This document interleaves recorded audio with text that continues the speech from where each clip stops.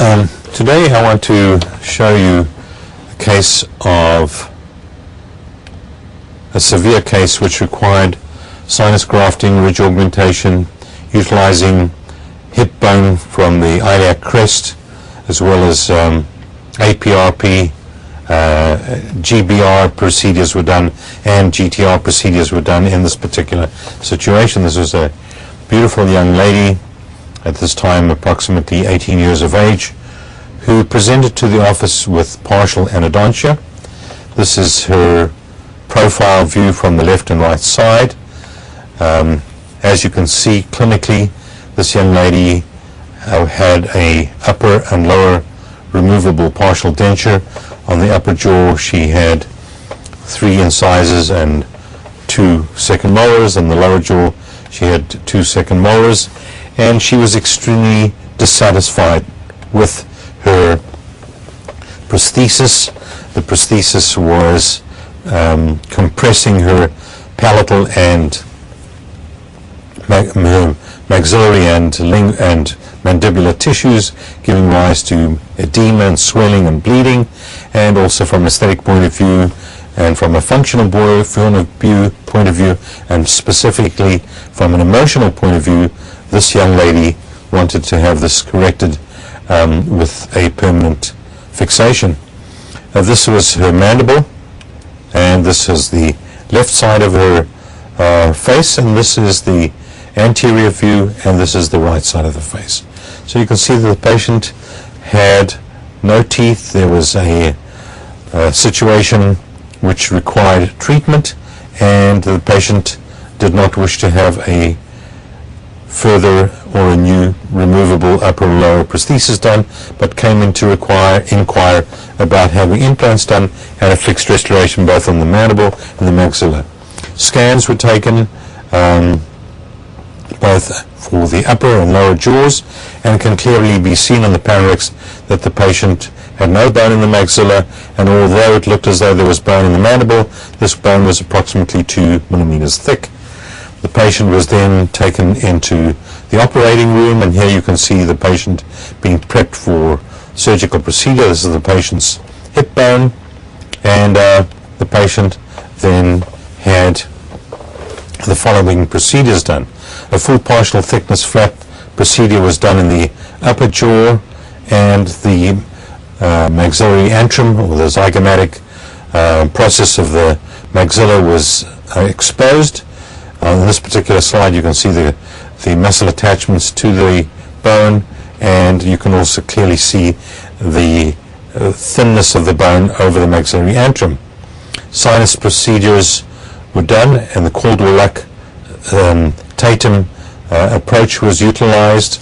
In those days, I'm going back now almost to 1987, 88, this was the methodology that was used. Holes were made in the sinus bone, and these were then joined. The bone was lifted up in a trapdoor fashion. You can see the small exposure of the sinus membrane. A resorbable collagen membrane was then placed over this perforation, and the hip bone, that the bone was obtained from the hip, a cortical cancellous bone. Here you can see the entrance into the medial aspect of the right hip. Bilateral hip procedures were done as large amount of corticocancellous and cancellous bone was utilized. The bone was then measured, the amount of bone, and the large corticocancellous graft was taken. It was approximately, as you can see, 7 inches long. And then the cancellous bone was scooped out of the iliac inner outer aspects with a large curette, and this is the cancellous bone in a sterilizing jar.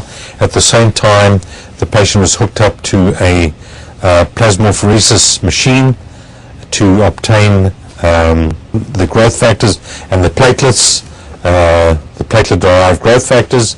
Here you can see it attached to the patient's arm, and this was after the APRP had been obtained and was mixed with the autogenous bone, placed in the sinus.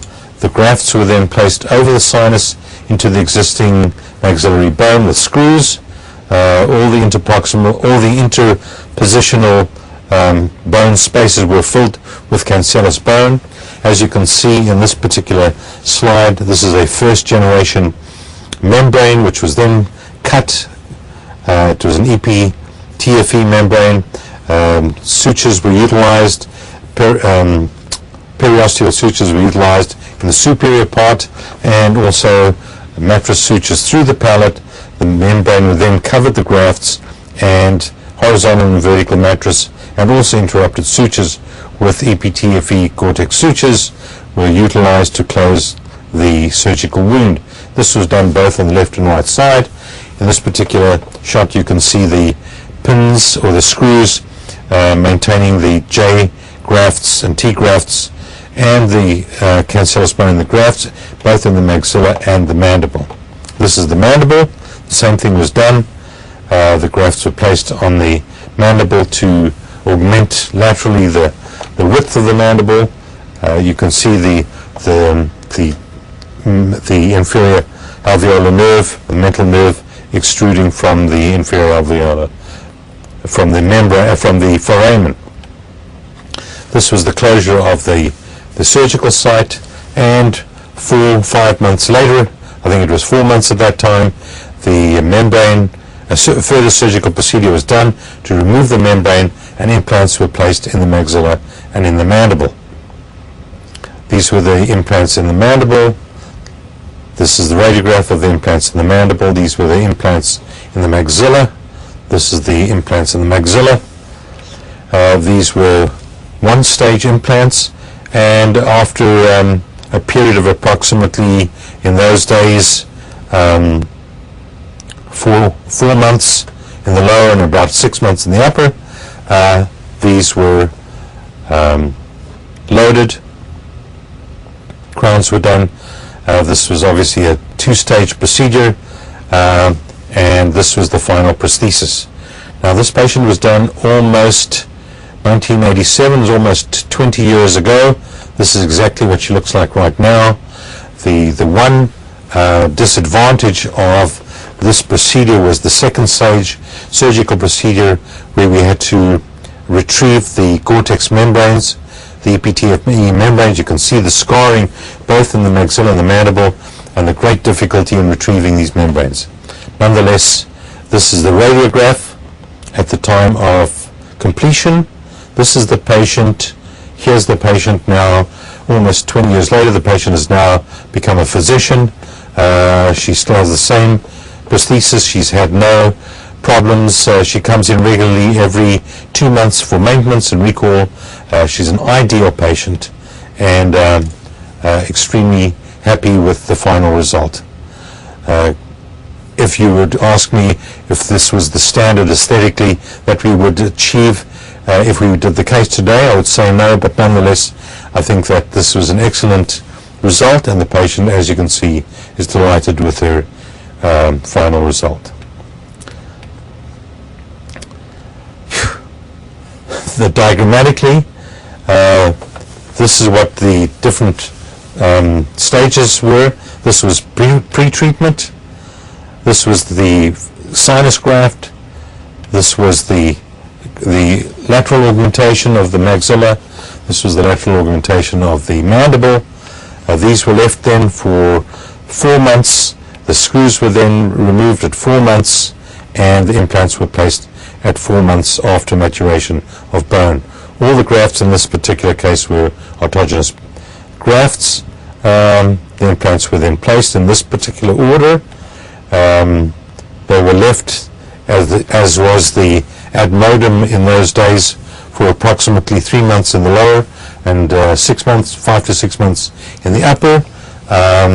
These were then loaded with provisionals, and then the final prosthesis, and the patient, there is the completion of the patient at her 2 monthly intervals. And if I can ask you, as you're reviewing this case and using this X-ray, is obviously a magnificent result at any time, whether 20 years ago or even today, as far as I'm concerned.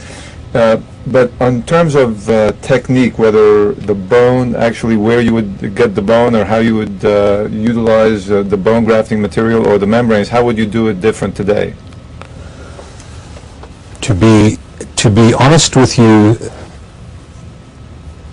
ideally I would probably do the case the same. The only differences are some of the findings that we've had in these last years.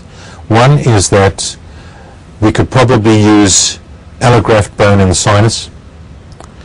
We could probably try and use some of the solid block allograft bone for lateral augmentation, although I wouldn't be as confident of the results of lateral augmentation with solid block bone as I would be with the autogenous bone.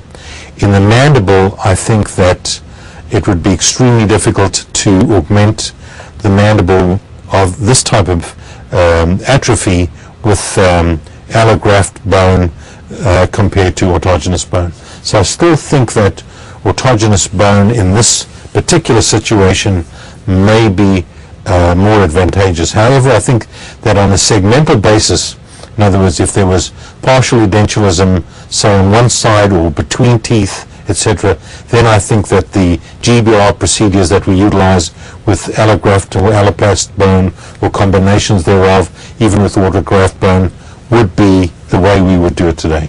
And on a more conservative basis, negating the need for having to go into an extra oral site. Yeah, I think I would agree for you. I mean, in our hands as well, we've been much more successful with the allograftic bone in the maxilla than we've been in the mandible. In the mandible, we still, in many cases, would prefer to go with autogenous bone, even though today we obviously go more to intraoral sites when the volume of bone is not overwhelming. In your case, this is obviously you require quite a bit of bone. Ed, thank you again very much. It's always educational for me to see you, and it's always a pleasure. Thanks a lot. As one final question, would you like to ask me another question? Maybe next time. Okay, thank you. Thanks, Ed.